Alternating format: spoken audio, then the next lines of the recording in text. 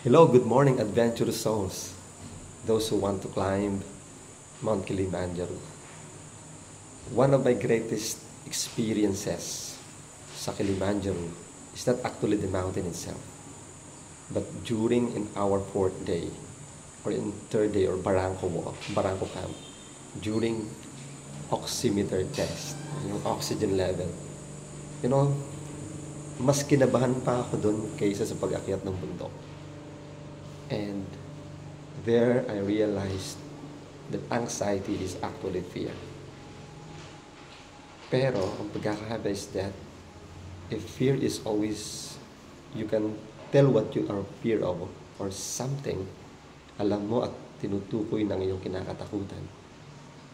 Ang anxiety is fear of something or intangible. Like, anxiety is fear of the unknown. Ano kaya mangyayari? What if? What if? What if? Na-surprise kami lahat. Meron lang oximeter sa Mount Kilimanjaro. Testing our limits of breathing, of the oxygen. The second one is, anxiety is fear of losing control of the moment. Losing control of your decision. You are not the one to decide if you can continue or not. The oximeter will test if you can continue or not. That lose of control is anxiety. Can cause us anxiety. Talaga, nakakabahala. Pero, paano kung ganito? No? You cannot lie. The oximeter will tell. Your lose of control can cause anxiety. The third one is yung bumabalik na past traumatic experience. For me, during the test, bumabalik sa akin yung COVID-19 when I was in isolation for 14 days and oximeter lang yung aking laging kasama. Although exciting kasi yung laging oximeter, ang nagiging connection ko lang sa tao noon.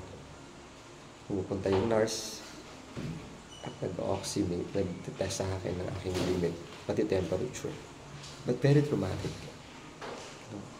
Very traumatic because saan nare-relate yung COVID-19.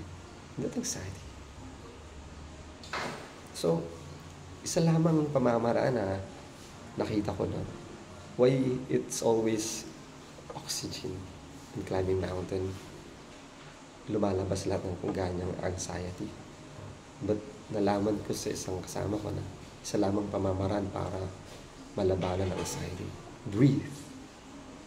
Breathe. Breathe. Pag may anxiety ka, nahihilo ka because it's loss of oxygen. Kaya breathe. Have some fresh air. Breathe. Pag nakakaramdam ka ng anxiety, you just have to breathe.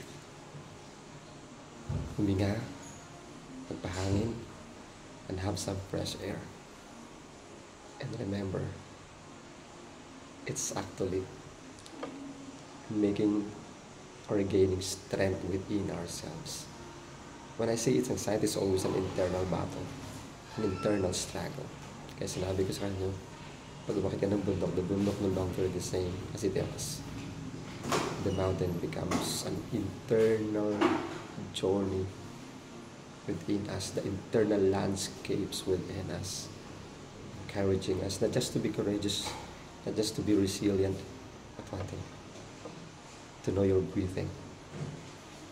Breathe. Breathe. Breathe.